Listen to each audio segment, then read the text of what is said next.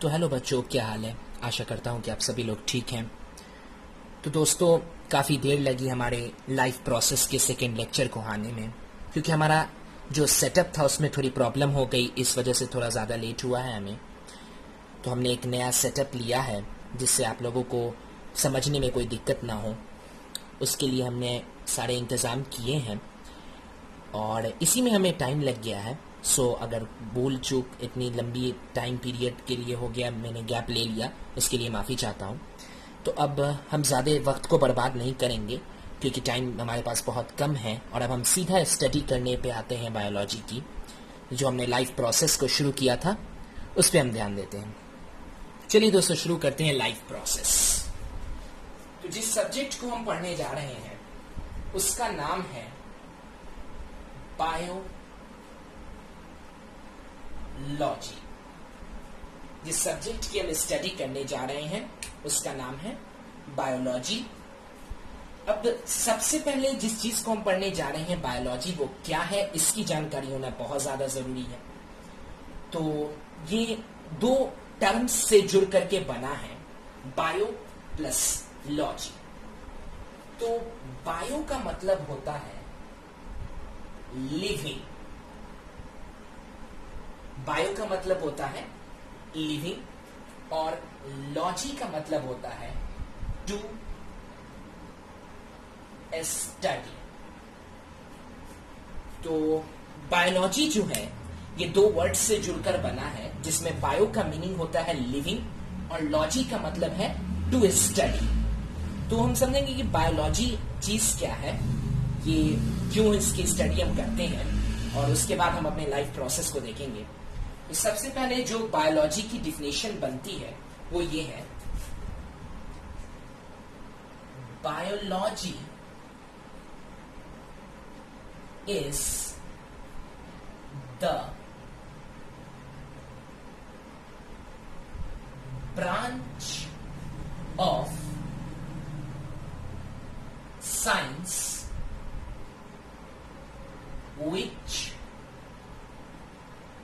deals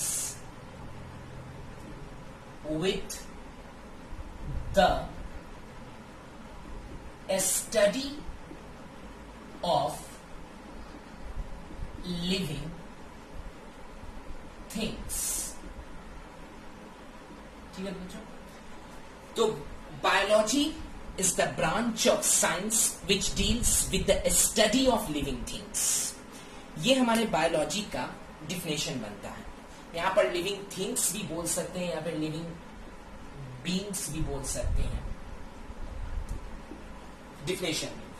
तो biology एक branch है साइंस का जो कि डील करता है स्टडी ऑफ लिविंग बीइंग्स या फिर लिविंग थिंग्स। सिर्फ लिविंग थिंग्स की ही स्टडी बायोलॉजी में की जाती है ऐसा कोई जरूरी नहीं है। ये जो मैंने डिफिनेशन लिखा है इसमें सिर्फ मैंने यही लिखा है कि is the branch of science which deals with the study of living things. लेकिन ऐसा नहीं है कि इसमें सिर्फ लिविंग थिंग्स की ही स्टडी की जाती है या फिर लिविंग बीइंग की ही स्टडी की जाती है, नॉन लिविंग की भी स्टडी की जाती है। तो उसके बारे में हम आने वाले क्लासेस में जानेंगे। 11-12 में जब आप जाएंगे तो आपको पता चलेगा कि कैसे बायोलॉजी में नॉन लिविंग थिंग्स की भी स्टडी की जाती है। 10 में भी बहुत सारी जगह पे कंपैरिजन आता है नॉन लिविंग से भी, तो उसे हम भी देखेंगे। तो बायोलॉजी जो है ये एक ब्रांच है साइंस का जो डील करता है स्टडी ऑफ लिविंग थिंग्स से, लिविंग बीइंग से। जीवित चीजों की जो स्टडी हम करते हैं साइंस में, उस ब्रांच को हम साइंस की बायोलॉजी के नाम से जानते हैं। तो biology is the branch of science which deals with the study of living things. ये पहली बात हो गई, ये बेसिक डिफिनेशन हुआ बायोलॉजी का। हम इसे इरेज करते हैं। अगर आपको लिखना है तो आप नोट्स बना लीजिए वीडियो पॉज करके। तो अब हम आगे देखते हैं।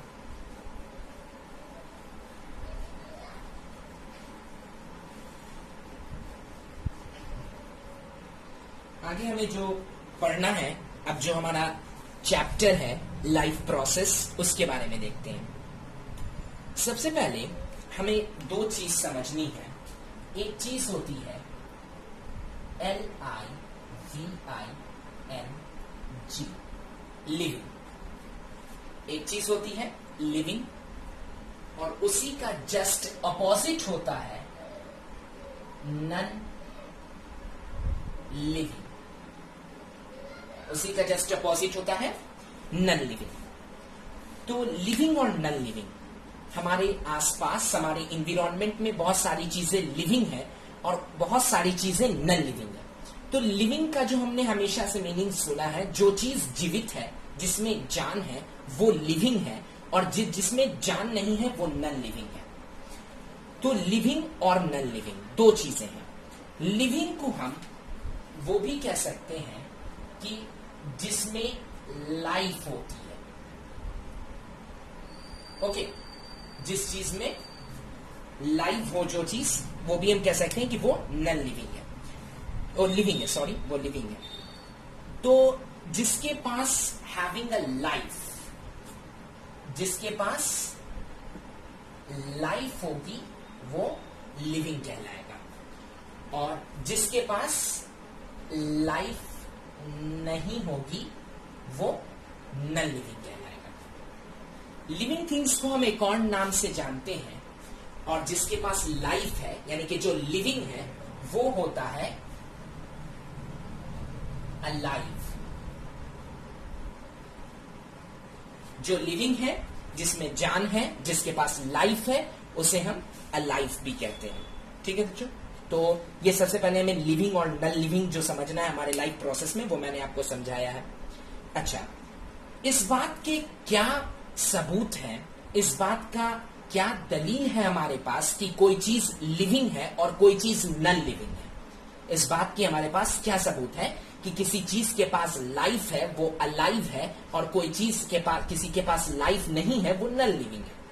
तो इसके लिए जरूर लिविंग के पास कुछ कैरेक्टर्स होंगे जो डिफाइन करेंगे कि वो लिविंग है, और जो कैरेक्टर नन लिविंग में नहीं होंगे, नॉट, सॉरी, तो जो कैरेक्टर्स नन लिविंग में नहीं होंगे वो लिविंग में होंगे। तो characters that are not present in non living. ठीक है, तो लिविंग के पास वो कैरेक्टर्स होंगे जो कैरेक्टर्स नन लिविंग के पास नहीं होंगे, और इस कैरेक्टर के बेसिस पे हम क्या करेंगे कि क्या चीज लिविंग है और क्या चीज नन लिविंग है। तो ये है सबसे पहले जो इस चैप्टर का बेसिक है कि लिविंग और नन लिविंग। अब ऐसे हम कैरेक्टर्स को देखेंगे जो डिफाइन करेंगे कि कोई चीज लिविंग है और कोई चीज नन लिविंग है। उसके लिए मुझे इसे इरेज करना होगा। अब हम क्या देखने जा रहे हैं? कैरेक्टर्स जो चीज डिफाइन करें कि कोई चीज लिविंग है और कोई दूसरी चीज उसके कंपैरिजन में नन लिविंग है। अच्छा बच्चों, हम कैसे कह सकते हैं कि कोई चीज लिविंग है? हम अगर सड़क पे चलते हैं तो दूसरे लोग जो हमें देखेंगे वो कहेंगे कि हम लिविंग हैं, और अगर कोई कुत्ता या फिर कोई और जानवर हमारे गली मोहल्ले में चल रहा है तो उससे हम कहेंगे कि वो चीज या चल रहा है, भौंक रहा है, कुत्ता है तो भौंक रहा है, कुछ भी कर रहा है, गाय अगर चारा खा रही है तो वो हम क्या कहेंगे कि वो लिविंग है। वो उसे हम देखते के साथ कह देंगे कि वो लिविंग है। और हम किस बेसिस पर ये कह रहे हैं कि वो लिविंग है? तो सबसे बड़ा बेसिस जो हम लगा रहे हैं वो है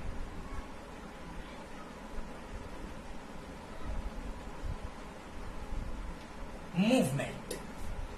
हम जिस क्राइटेरिया से डिफाइन कर रहे हैं कि कोई चीज लिविंग है वो है मूवमेंट। हम कुत्ते को भौंकता हुआ देख रहे हैं, उसे हम जीवित समझ रहे हैं, तो वो जो क्राइटेरिया है जिस वजह से हम उसे जीवित समझ रहे हैं वो है मूवमेंट। अगर कोई इंसान हमारे गली मोहल्ले में चल रहा है तो जो क्राइटेरिया इस बात को डिफाइन कर रहा है वो क्राइटेरिया है मूवमेंट।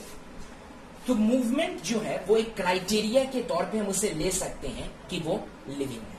लेकिन बच्चों इसका एक कॉन्ट्राडिक्शन क्रिएट हो गया यहां पर। अब वो कॉन्ट्राडिक्शन क्या क्रिएट हुआ है कि अगर कोई जानवर, कुत्ता, बिल्ली या फिर इंसान ही अगर वो सो रहा है, उसमें मूवमेंट नहीं हो रही है, तो क्या हम उसे नॉन लिविंग कह देंगे? अगर मान लीजिए कोई जानवर, इंसान या फिर कोई भी ऐसी चीज जिसमें जान है, वो अगर सो रही है तो उसमें मूवमेंट नहीं हो रहा है, या फिर कोई आदमी कोमा में है, तो क्या हम उसे कह देंगे कि वो नॉन लिविंग है? नहीं, उसे हम नॉन लिविंग नहीं कह सकते हैं। इसी हिसाब से ये बात तय हुई कि मूवमेंट क्राइटेरिया नहीं हो सकता है, और खासतौर से विजिबल मूवमेंट, वो मूवमेंट जो हमें दिख रहा है, विजिबल मूवमेंट किसी भी चीज को लिविंग नहीं बता सकता है। ओके, इसे हम डिफाइनिंग कैरेक्टरिस्टिक्स ऑफ लाइफ में नहीं ले सकते हैं। विजिबल मूवमेंट को, अगर इंसान सो रहा है तो हम ये नहीं कह सकते हैं कि अगर उसमें मूवमेंट नहीं हो रहा है, हम विजिबल मूवमेंट नहीं देख पा रहे हैं, तो हम नहीं कह सकते हैं कि वो जीवित नहीं है। इसीलिए विजिबल मूवमेंट अगर नहीं हो रही है, इसीलिए हम उसे नॉन लिविंग नहीं कह सकते हैं। Visible movement is not a defining characteristics of life. तो ये एक बहुत इंपॉर्टेंट बात है कि मूवमेंट जो है उसमें एक बहुत इंपॉर्टेंट चीज है, visible movement, visible movement as the visible movement do not show is not enough to say something alive। ठीक है, तो visible movement is not enough to say something alive. Visible movement से हम किसी को नहीं कह सकते हैं कि वो अलाइव है या नहीं। विजिबल मूवमेंट जो होता है, जो मूवमेंट हम अपनी आंखों से किसी चीज में होता हुआ देख रहे हैं, ये जो विजिबल मूवमेंट किसी भी चीज में होगी, उसे हम डिफाइनिंग कैरेक्टरिस्टिक्स ऑफ लाइफ नहीं कह सकते हैं। ठीक है, इसको हम इस तरह से भी कह सकते हैं,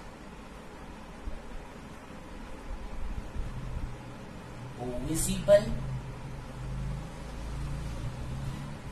movement as the defining characteristics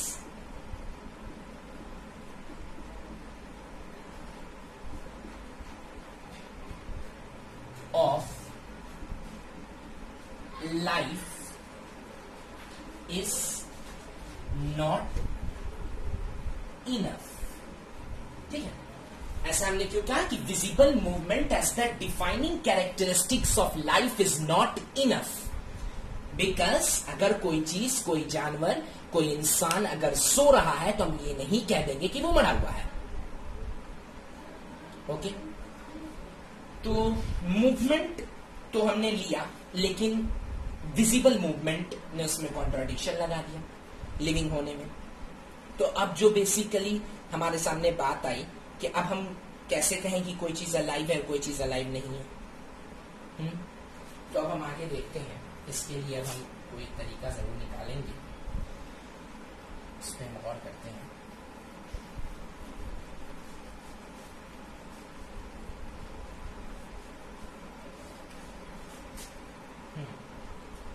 ठीक है, तो विजिबल मूवमेंट के बारे में समझ में आ गया कि मूवमेंट हम नहीं ले सकते हैं, और खासतौर से visible movement as the defining characteristics of life is not enough. ये जो चलता फिरता मूवमेंट हम ले ले, इसे हम डिफाइनिंग कैरेक्टरिस्टिक्स ऑफ लाइफ नहीं ले सकते हैं।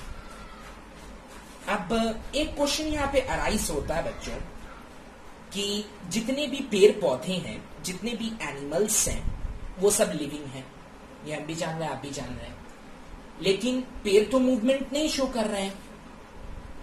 पेड़ उठ करके कहीं से कहीं अपने प्लेस से दूसरे प्लेस नहीं जा रहे हैं। तो इस हिसाब से भी आप देख सकते हैं कि हम मूवमेंट को as a defining characteristics of life नहीं ले सकते हैं। ठीक है, तो ये बात आपको बिल्कुल क्लियर हो गई होगी मूवमेंट के बारे में।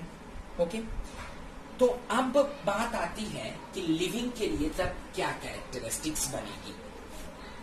लिविंग के लिए तब क्या कैरेक्टरिस्टिक्स बनेगी, क्योंकि मूवमेंट तो अब मैंने बता दिया उसके लिए क्या प्रॉब्लम हुई। Visible movement as a defining characteristics of life is not enough नहीं है विजिबल मूवमेंट को हम डिफाइनिंग कैरेक्टरिस्टिक्स ऑफ लाइफ में ले लें, क्योंकि प्लांट से ही हम देख सकते हैं वो एक ही जगह पे रुका रहता है, वो मूवमेंट नहीं शो कर रहा है, तो उसे हम कैसे डिफाइन करें।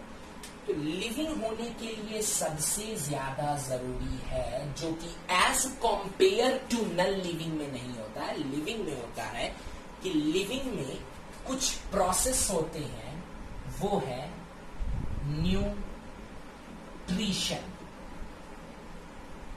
जो कि नॉन लिविंग में नहीं होता है। उसके बाद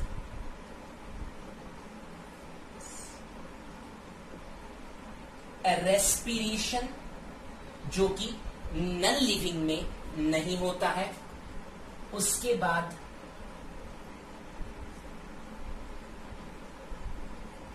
रिप्रोडक्शन, जो कि नॉन लिविंग में नहीं होता है। उसके बाद ट्रांसपोर्टेशन,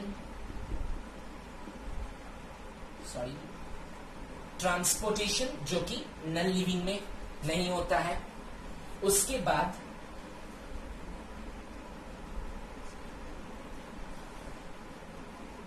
एक्सक्रीशन, जो कि नॉन लिविंग में नहीं होता है।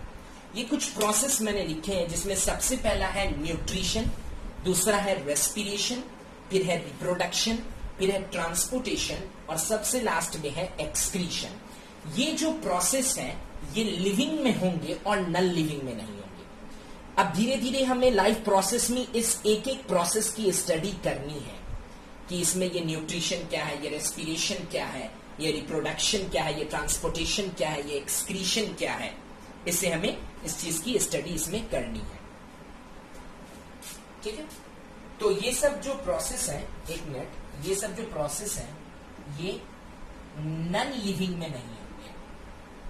ना ही न्यूट्रिशन होगा, ना ही रेस्पिरेशन होगा, ना ही रिप्रोडक्शन होगा, ना ही ट्रांसपोर्टेशन होगा, ना ही एक्सक्रीशन होगा। ये सारे प्रोसेस नॉन लिविंग में टेक प्लेस नहीं करेंगे, चाहे वो न्यूट्रिशन हो, रेस्पिरेशन हो, रिप्रोडक्शन हो, ट्रांसपोर्टेशन हो, एक्सक्रीशन हो। इसका हम आगे डिफरेंस भी देखेंगे, जो लिविंग और नॉन लिविंग में डिफरेंस क्रिएट करेगा। ठीक है, नोट्स बनाने तो आप इससे वीडियो पॉज करके नोट्स बना सकते हैं।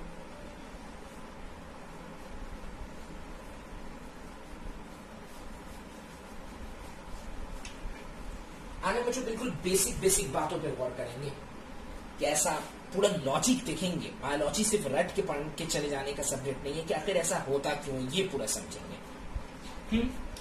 तो इतनी बात तो समझ में आई कि न्यूट्रिशन, रिप्रोडक्शन, ट्रांसपोर्टेशन, एक्सक्रीशन, ये सारे प्रोसेस लिविंग में टेक प्लेस करेंगे, नॉन लिविंग में नहीं टेक प्लेस करेंगे। तो ये सब डिफाइनिंग कैरेक्टरिस्टिक्स ऑफ लाइफ में आ सकते हैं। ये सारे character defining property of life है लिविंग के अंदर, क्योंकि ये सारा प्रोसेस लिविंग के अंदर ही टेक प्लेस कर रहा है, नॉन लिविंग के अंदर नहीं हो रहा है। इसीलिए ये सब डिफाइनिंग प्रॉपर्टीज ऑफ लाइफ में आ गए। ठीक है, अब बच्चों जैसा कि हम लोग जानते हैं कि अगर कोई भी बॉडी है वो किस चीज से बनी हुई होती है। मान लीजिए मैं अभी सर्कल को ही एक बॉडी मान रहा हूं। बेसिकली हम जानते हैं कि छोटे छोटे, हम क्लास 9 में ही पढ़ चुके हैं, सेल्स से बनी होती है। छोटे छोटे सेल्स से हमारी बॉडी कंस्टिट्यूट की हुई होती है। ठीक है, हमारी बॉडी किस चीज से बनी हुई रहती है? सेल से बनी हुई है हमारी बॉडी। ये हम जान रहे हैं कि जैसे दीवार को बनाने में ब्रिक्स की जरूरत पड़ती है, वैसे ही ह्यूमन बॉडी को कंस्टिट्यूट करने के लिए जिस यूनिट की जरूरत पड़ती है वो सेल कहलाती है। और ये जो सेल है, ये जो सेल जो चीज है, ये सारे लिविंग थिंग्स में प्रेजेंट होगा। Cell is present in all living beings. Cell जो है ये सारे लिविंग बीइंग्स में प्रेजेंट होगा। Cell is present in all living beings. और सेल जैसे दीवार के लिए ब्रिक एक यूनिट है, वैसे हमारे बॉडी को कंस्टिट्यूट करने के लिए सेल एक यूनिट है। सेल की स्टडी हमने 8, 9 में भी आपने की होगी, एनसीईआरटी में बहुत अच्छे से सेल के बारे में। 9 में तो पूरा पहला चैप्टर ही सेल पे दिया हुआ है।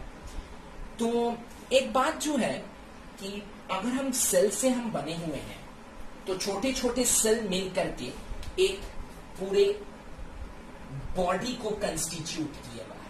इस पॉइंट को बिल्कुल क्लियर रखिएगा। मैंने इसे यहाँ पे समझाने की जरूरत नहीं थी, फिर भी मैंने समझाया है कि हमारा जो बॉडी है वो छोटे छोटे सेल से बना हुआ है। बॉडी जो हमारा बना हुआ है वो छोटे छोटे सेल से बना हुआ है। और आगे चल के फिर यही सेल आप जान रहे होंगे, इनका कॉम्बिनेशन होता है, टिश्यू बनता है, फिर ऑर्गेन बनता है, फिर ऑर्गेन सिस्टम बनता है, फिर ऑफस्प्रिंग से एक नए ऑर्गेनिज्म की, एक नए इंडिविजुअल की उत्पत्ति हो जाती है। तो सेल के बारे में हमेशा याद रखिएगा कि cell is present in all living beings. Cell जो है वो हर लिविंग बीइंग्स के अंदर प्रेजेंट है। ठीक है, सेल की चीज आप ध्यान में रखेंगे। उसके बाद जो अगली चीज जो बहुत इंपॉर्टेंट है एनसीईआरटी के हिसाब से भी, मूवमेंट के बारे में मैंने आपको बताया कि मूवमेंट जो है उसे हम डिफाइनिंग कैरेक्टरिस्टिक्स नहीं ले सकते हैं, खासतौर से विजिबल मूवमेंट को। मैंने बताया कि प्लांट्स जो होते हैं वो कोई भी मूवमेंट नहीं शो करते हैं। तो क्या ये लिविंग नहीं है? नहीं, बिल्कुल ये लिविंग है। प्लांट में मूवमेंट नहीं होता है लेकिन फिर भी ये लिविंग है। इस वजह से लिविंग के बारे में विजिबल मूवमेंट जो आप कैरेक्टरिस्टिक्स लेके चल रहे थे उसे हम लेके नहीं चलेंगे डिफाइनिंग कैरेक्टरिस्टिक्स ऑफ लाइफ में। लेकिन प्लांट्स मूवमेंट शो करता है। कब? प्लांट मूवमेंट शो करता है, बिल्कुल प्लांट मूवमेंट शो करता है सनलाइट की तरफ। सनलाइट की तरफ प्लांट का मूवमेंट होता है सनलाइट की तरफ। और प्लांट का साइज भी वक्त के गुजरते के साथ बढ़ता है। साइज में भी उसकी इंक्रीज होता है, उसके लिए भी हल्का सा मूवमेंट हो रहा है।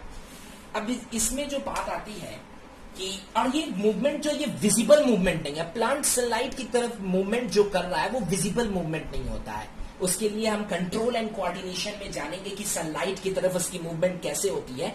और तो वो ये विजिबल मूवमेंट नहीं होती, आपको आंखों से आपकी दिखाई पड़ेगी, ऐसा नहीं हो सकता है। इसलिए मैं बार बार कह रहा हूं कि विजिबल मूवमेंट को हम डिफाइनिंग कैरेक्टरिस्टिक्स ऑफ लाइफ नहीं ले सकते हैं।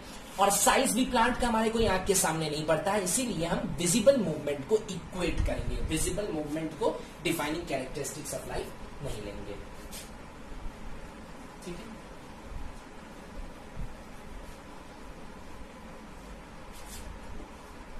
तो लिविंग के बारे में इतनी चीज समझ में आई। एक पॉइंट है जो बहुत इंपॉर्टेंट है, वो है वायरस के बारे में। वायरस, एनसीईआरटी में एक लाइन है इस पे कि वायरस जो है वो do not show any molecular movement in them until they effect some cell. अब ये मॉलिक्यूलर मूवमेंट क्या है?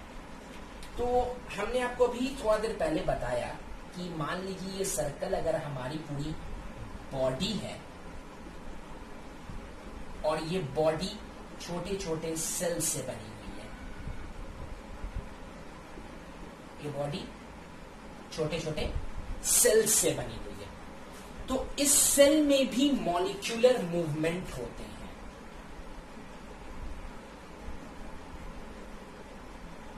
मॉलिक्यूलर मूवमेंट होते हैं, इस सेल में मॉलिक्यूलर मूवमेंट होते हैं। हमारे बॉडी में जो सेल से बना हुआ है उसमें मॉलिक्यूलर मूवमेंट होते हैं।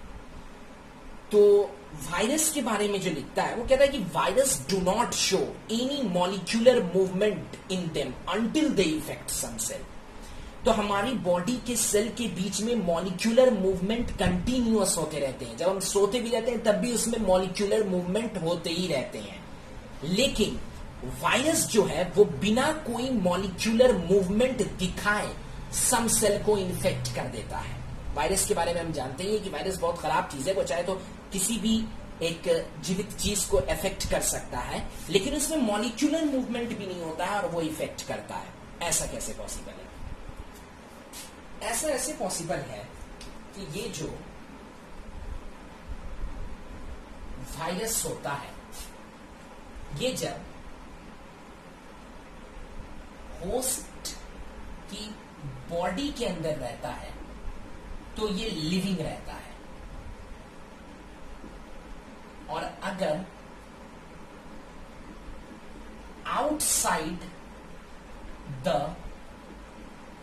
होस्ट बॉडी रहा तो ये नन लिविंग रहता है। ये क्या चक्कर है भाई? वायरस जो है ये अब होस्ट की बॉडी के अंदर रहा तो ये लिविंग होगा, और अगर होस्ट की बॉडी के बाहर रहेगा तो नन लिविंग होगा। होस्ट जिसे ये इफेक्ट करता है उसे हम होस्ट कह रहे हैं। अगर मान लीजिए कोई आदमी एक नॉर्मल चलता फिरता है और उसी कोई वायरस उसके अंदर आ गया, तो जब वो उसकी बॉडी में आ गया तो वो लिविंग की तरह एक्ट करेगा, अगर बॉडी के अंदर प्रेजेंट हो गया। और जब तक वो उसकी बॉडी में नहीं आया, आउटसाइड था वो virus, outside the host body था, तो वो नन लिविंग रहता है।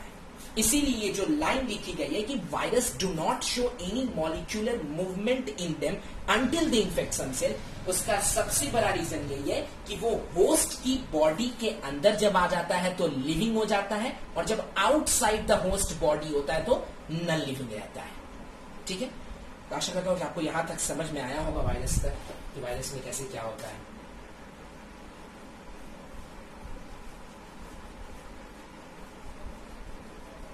अब जो हमें आगे देखना है वो इंपॉर्टेंट है कि जो हमारा चैप्टर है लाइफ प्रोसेस, उसमें क्या क्या कैसे कैसे समझना है, सारी चीजें कैसे होती है। आपको 2 से 3 पॉइंट बिल्कुल माइंड में क्लियर रखनी है। वो है मॉलिक्यूलर मूवमेंट हमेशा होती रहती है हमारे बॉडी में, वो हम नेकेड आई से देख ही नहीं सकते, वो इनविजिबल मूवमेंट होती है और वो अंदर होती रहेगी। लेकिन वायरस में वो मॉलिक्यूलर मूवमेंट नहीं होती है, फिर भी वो इफेक्ट कर देता है। तो वो जब आउटसाइड द होस्ट बॉडी होगा, होस्ट के बॉडी से बाहर होगा, तभी वो इफेक्ट कर सकेगा, तब वो इफेक्ट नहीं कर पाएगा। और जब होस्ट के बॉडी के अंदर आ जाएगा तब वायरस इफेक्ट कर सकता है। ठीक है, और करता भी है। वायरस तक आपको समझ में आया होगा। अब आगे जो चीज हमें समझनी है वो देखते हैं। वो है कि मैंने कहा अलग अलग कैरेक्टरिस्टिक्स है जो डिफाइन करते हैं कि समथिंग लिविंग है और कोई चीज नन लिविंग है। तो हम उसमें डिफरेंसेस देख लेते हैं, लिविंग और नन लिविंग में डिफरेंस। लिविंग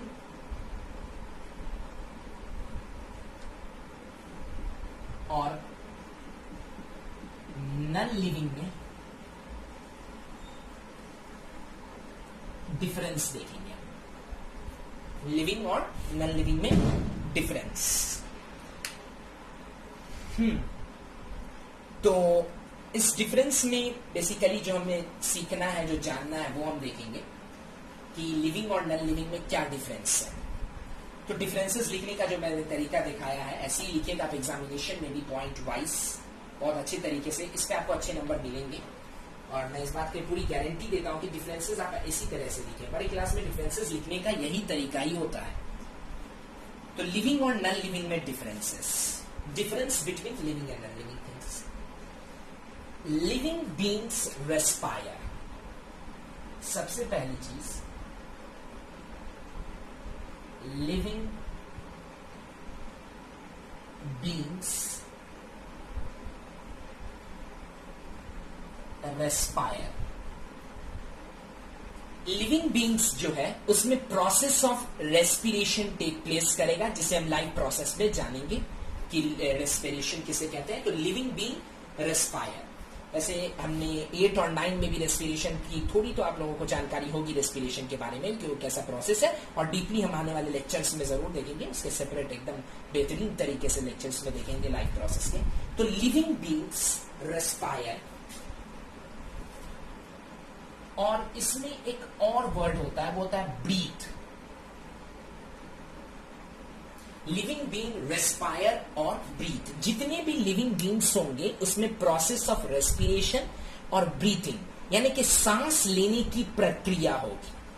सांस लेने की प्रक्रिया लिविंग बींग्स में होगी, और कॉमन सी बात है कि ये प्रक्रिया नॉन लिविंग्स में नहीं होगी।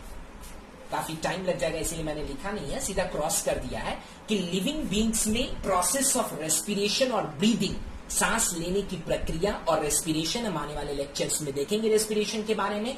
प्रोसेस ऑफ रेस्पिरेशन और ब्रीदिंग लिविंग में होगी, और नॉन लिविंग में प्रोसेस ऑफ रेस्पिरेशन और ब्रीदिंग नहीं होगी। ओके, अगला जो सेकंड है वो हम देखेंगे। सेकंड जो है कि जितने भी लिविंग बींग्स हैं उनके पास उनका खुद का जेनेटिक मटेरियल होता है। लिविंग बींग्स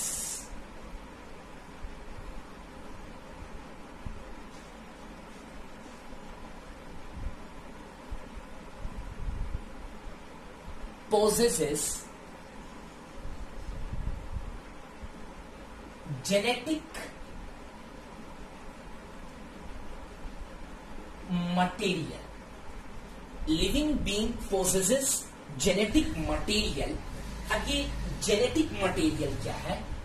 ये है डीएनए और दूसरा है आरएनए। यह है जेनेटिक मटेरियल जो कि लिविंग बींग्स में होता है। Living being possesses genetic material DNA और आरएनए।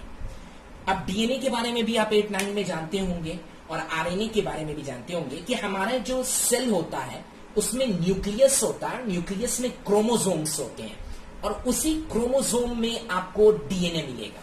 डीएनए जो है उसी में मिलेगा और ये जो है ये सिर्फ लिविंग बींग्स में मिलेगा। लिविंग बींग्स के पास उनका खुद का जेनेटिक मटेरियल डीएनए और आरएनए होता है और जाहिर सी बात है कि नॉन लिविंग के पास ये मटेरियल नहीं होगा। Living beings possesses genetic material DNA और आरएनए और नॉन लिविंग थिंग्स में ये मटेरियल नहीं होगा।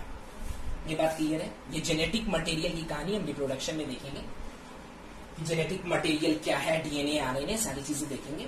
तो डीएनए बेसिकली अभी इतना जानिए कि न्यूक्लियस के अंदर क्रोमोसोम और उसमें डीएनए होता है जो कि जेनेटिक वेरिएशन के में बहुत काम करता है।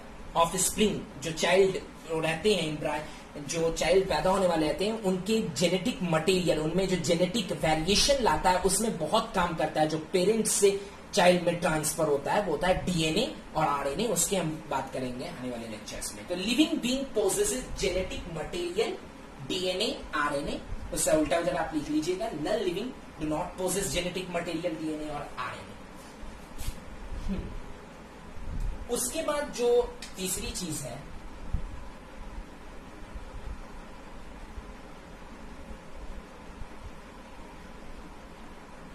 लिविंग being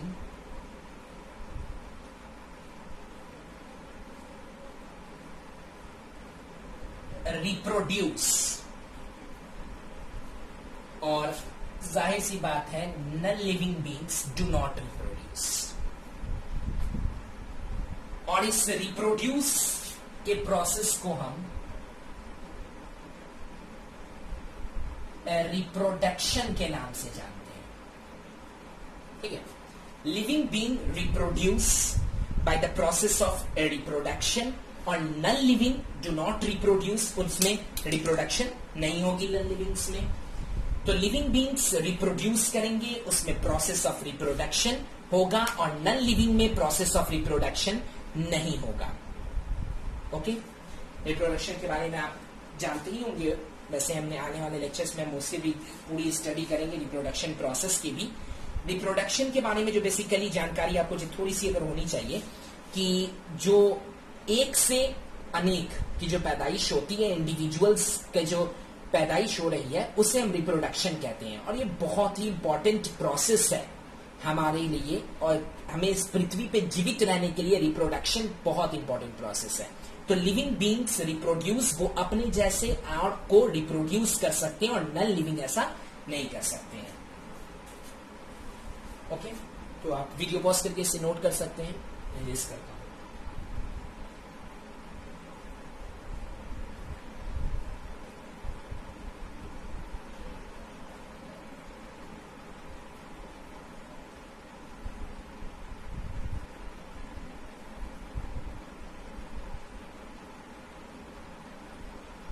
अब जो चौथा डिफरेंस है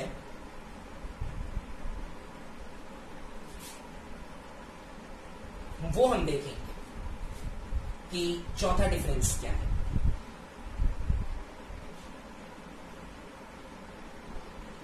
living beings show molecular movement और नॉन लिविंग में ये नहीं होगा। लिविंग बींग्स में मॉलिक्यूलर मूवमेंट होगा और नॉन लिविंग में मॉलिक्यूलर मूवमेंट नहीं होगा। मैं बार बार कह रहा हूं, नॉन लिविंग में मॉलिक्यूलर मूवमेंट नहीं होगा। मॉलिक्यूलर मूवमेंट वैसा मूवमेंट जो inside our body take place करता है, मॉलिक्यूल्स में टेक प्लेस करता है, सेल में टेक प्लेस करता है, उसे हम मॉलिक्यूलर मूवमेंट कहते हैं। ये सिर्फ लिविंग बींग्स में होगा, नॉन लिविंग्स में मॉलिक्यूलर मूवमेंट नहीं होगा। Living beings show molecular movement, लेकिन नॉन लिविंग में मॉलिक्यूलर मूवमेंट नहीं होगा।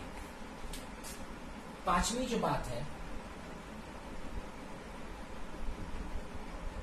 Living being shows the process of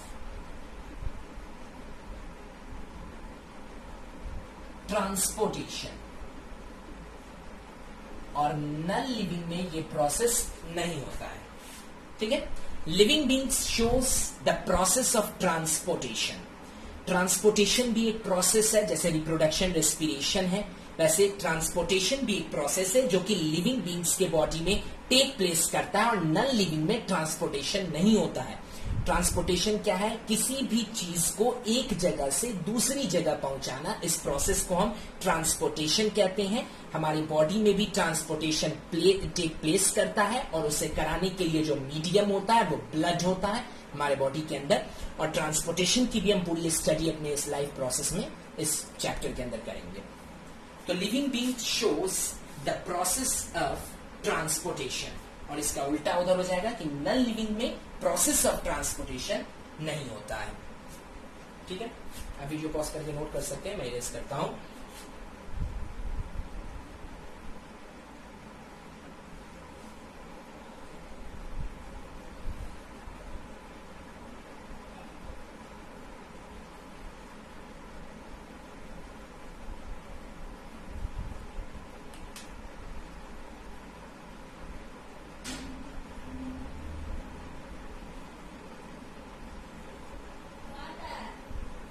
सातवां देखेंगे। सातवें में हम देखेंगे क्या होता है। अब जो एक अगला डिफरेंस है वो है living beings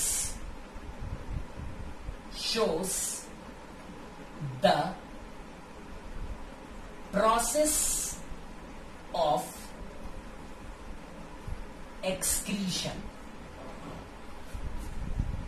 Living beings shows the process of excretion. Process of excretion क्या है? और जाहिर सी बात है कि अगर ये लिविंग में है तो हमने इसे कैरेक्टरिस्टिक्स में लिया कि ये नॉन लिविंग में नहीं होगा। एक्सक्रीशन एक प्रोसेस है जिसकी भी स्टडी हम लाइफ प्रोसेस में ही करते हैं। एक्सक्रीशन में ये होता है कि एक्सक्रीशन में जो वेस्ट मटेरियल हमारे बॉडी में बचता है, जिसे बॉडी में रखना टॉक्सिक भी हो सकता है, उसी को हम कहते हैं एक्सक्रेटरी मटेरियल। उसे हम एक्सक्रीट कर देते हैं वो वेस्ट मटेरियल को, वो जब सारा एनर्जी का प्रोडक्शन हमारे बॉडी में हो जाता है, वो उसका पूरा एक बॉडी पूरा बहुत अच्छे से इसका प्रोसेस है जिसे हम पूरी स्टडी करेंगे, उसी प्रोसेस को हम एक्सक्रीशन कहते हैं। तो living beings shows the process of excretion, मतलब उनकी बॉडी में वेस्ट मटेरियल वो निकाल देते हैं बाहर, और नॉन लिविंग में ऐसा कोई प्रोसेस नहीं होता है। ओके, तो ये है मैंने जो अभी आपको डिफरेंसेस बताए हैं लिविंग और नॉन लिविंग में। इसमें आप याद रखने का आपके पास एक टेक्निक भी, आप 4 प्रोसेस बिल्कुल ध्यान में रखना, न्यूट्रिशन, रेस्पिरेशन, रिप्रोडक्शन, ट्रांसपोर्टेशन, ये 4, और फिर लास्ट में सबसे याद रखना एक्सक्रीशन। ये सारे प्रोसेस लिविंग में होंगे, नॉन लिविंग में नहीं होंगे। ठीक है, उसके बाद लिविंग में उनका अपना जेनेटिक मटेरियल होगा, उनके पास डीएनए आरएनए होगा, और नॉन लिविंग में ये चीज नहीं होगी। ठीक है, ये आशा करता हूं कि आपको यहां तक पूरा समझ में आ रहा होगा।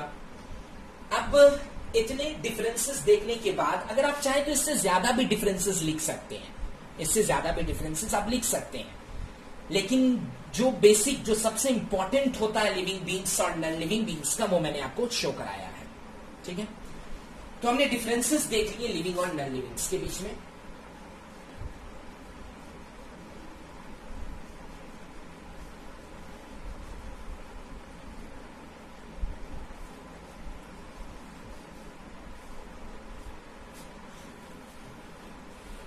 अब हम अपने चैप्टर, जो हमारा नाम है चैप्टर का, उसकी तरफ पढ़ेंगे। एक बात मैं उससे पहले कहूंगा कि मैंने जो डिफरेंसेस लिखे हैं, मैंने टाइम की वजह से उधर नॉन लिविंग में उन सारी चीजों को नहीं ऐड किया। वैसे आप अपनी कॉपी में जब आप नोट्स बनाएंगे तो उसके लिख लीजिएगा, ऐड कर लीजिएगा।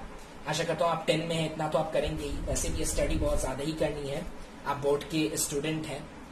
10 और 12 तो पड़ाव जो हमारी जिंदगी का है वो बहुत ज्यादा इंपॉर्टेंट है, इसमें पढ़ाई को महत्व देना बहुत ज्यादा जरूरी है। तो अब जो हमारा चैप्टर है जिसका नाम है life process, life processes, life process,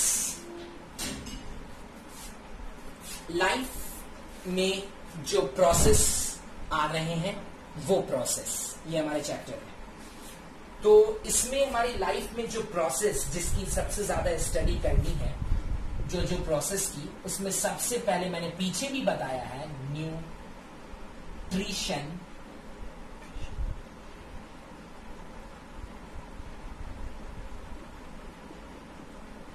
respiration,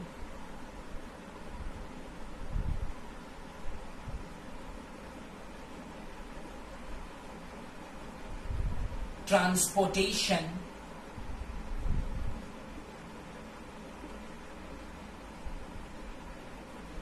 reproduction,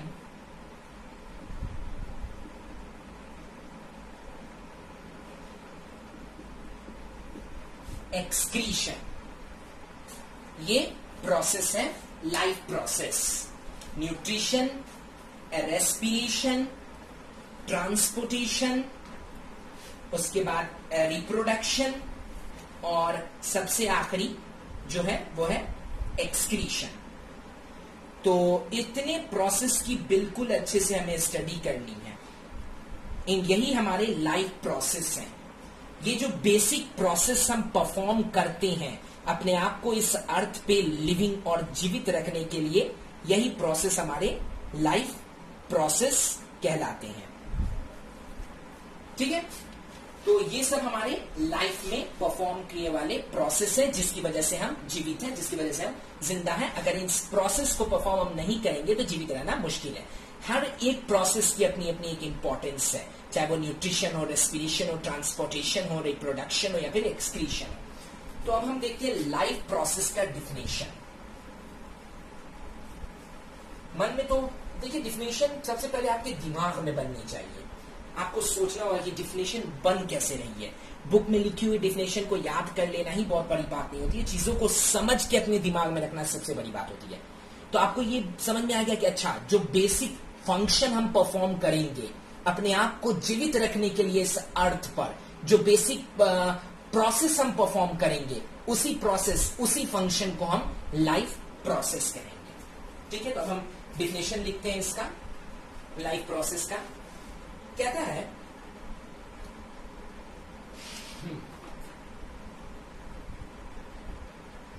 इसका जो बेस्ट डिफिनेशन बनेगा, the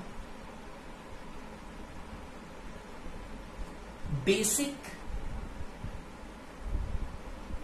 functions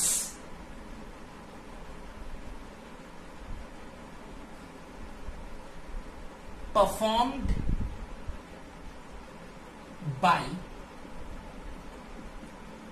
living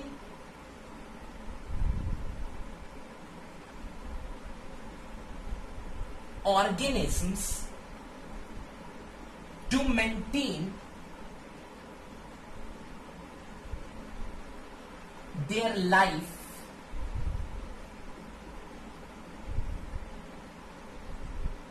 on earth are called life processes। ठीक है, ये हुआ बेसिक जो डिफिनेशन एग्जामिनेशन के लिए, एग्जामिनेशन पर्पस के लिए। The basic functions performed by living organism to maintain their life on earth are called life process। ऐसे फंक्शन, ऐसे प्रोसेस जो living things, living organism perform करते हैं अपने आप को जीवित रखने के लिए इस अर्थ पर, उसे हम लाइफ प्रोसेस कहते हैं, जिसमें nutrition, reproduction, transportation, excretion, respiration, ये सारे प्रोसेस जिसमें इंक्लूड होते हैं। ओके, अच्छा, आपको अगर लग रहा होगा कि एक चीज अभी डिफिनेशन देख करके कि इससे एक और बात निकलती है कि जितने भी लिविंग ऑर्गेनिज्म हैं वो अपने आप को जीवित रखने के लिए सब परफॉर्म करते हैं। तो हम ये कह सकते हैं कि वो अपने आप को रिपेयर करते हैं, मेंटेन करते हैं अपने स्ट्रक्चर को, इन सारे प्रोसेस को करके, ताकि वो इस अर्थ पे जीवित रह सके। ओके, तो हम इसे कह सकते हैं कि living organism must keep repairing and maintaining their structures, okay, by using these processes. And this process, ये जो हमने जाना कौन कौन से प्रोसेस करी, मैंने अभी नाम लिखा था, इन सारे प्रोसेस को हम लाइफ प्रोसेस कहते हैं। तो बच्चों, आशा करता हूं कि आपको यहां तक का पूरा समझ में आया होगा कि लाइफ प्रोसेस किसे कहते हैं। हमने शुरू से देखा कुछ कैरेक्टरिस्टिक्स देखें जो कि डिफाइन करता है लिविंग और नॉन लिविंग क्या है। उसके बाद हमने वायरस के बारे में थोड़ा सा जाना, उसके बारे में आप आने वाली क्लास में और जानेंगे। उसके बाद हमने डिफरेंस देखा लिविंग और नॉन लिविंग में। मैं बार बार कह रहा हूं कि नॉन लिविंग में मैंने डिफरेंस में उधर नहीं लिखा था, क्योंकि वो चीजें लिखने में थोड़ा टाइम लगता है, आप उसे नोट्स में अपने लिख लेंगे। और मैं फिर से कहूंगा कि लिविंग नॉन लिविंग में इससे ज्यादा भी आप डिफरेंसेस निकाल सकते हो, इससे बहुत ज्यादा भी डिफरेंसेस आ सकते हैं। आप लिखना चाहो तो लिख सकते हो। वैसे जितना इंपॉर्टेंट जो चीजें थी वो मैंने उसमें दिखाई। उसके बाद मैंने आपको बताया कि लाइफ प्रोसेस चीज क्या है, इसका डिफिनेशन क्या है। और सबसे पहले जो बच्चों जो इंपॉर्टेंट चीज होती है वो थी किसी चीज की फील लेना। जो चीज हम पढ़ने जा रहे हैं अगर उसका फील नहीं मिलेगा ना हमें, तो हम नहीं पढ़ सकेंगे अच्छे से। तो फील लेना सबसे बड़ी चीज है। तो हमने आपको उसका डिफिनेशन समझाया। तो आशा करता हूं कि आपको यहां तक का लेक्चर पूरी तरह से समझ में आया हो। आपको अगर कोई भी प्रॉब्लम है, कोई भी डाउट है, तो आप बिल्कुल आराम से अपने मेरे कमेंट सेक्शन में लिख सकते हैं, गैलेक्सी एकेडमी मेरे इस चैनल के और इस वीडियो के कमेंट सेक्शन में। और दोस्तों, राइटिंग के लिए अभी मैंने शुरुआत ही की है बोर्ड पे लिखना, इसीलिए राइटिंग के लिए थोड़ा भी माफी चाहूंगा। प्रैक्टिस करते करते ठीक हो जाएगी राइटिंग भी। तो दोस्तों, चाहता हूं कि आप लोग इस वीडियो को लाइक करें, चैनल को सब्सक्राइब करें और बेल आइकन को भी जरूर दबाएं, ताकि जो हमारी लेटेस्ट वीडियो आए उसकी आपको नोटिफिकेशन मिलती रहे। और मैं अब आपको वादा करता हूं कि आपको अब यहां से मुझे कहना नहीं पड़ेगा, आपको कहना नहीं पड़ेगा, लगातार आपको बायोलॉजी पे आपको मिलेगी वीडियोस। पूरे लेक्चर्स आपके लाइव प्रोसेस पे अपलोड होते रहेंगे। तो ठीक है दोस्तों, आज का वीडियो हम लेक्चर यहीं खत्म करते हैं। आने वाले लेक्चर्स में हम लाइव प्रोसेस को और आगे कवर करेंगे। अभी जितना हमने जाना है उसके आप घर पे स्टडी कीजिए, नोट्स बना के उसे आप पढ़िए और फील लाने की कोशिश कीजिए। और कोई भी प्रॉब्लम हो तो उसे आप कमेंट सेक्शन में लिखिए। ओके, थैंक यू दोस्तों।